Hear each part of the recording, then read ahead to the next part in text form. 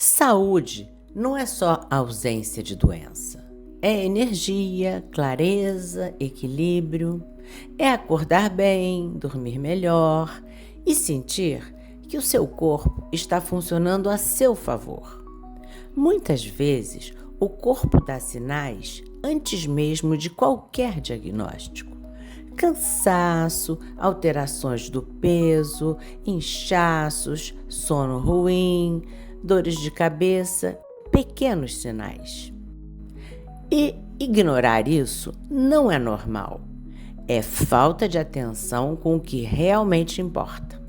Cuidar da saúde é um processo contínuo e começa nas pequenas escolhas que você faz todos os dias.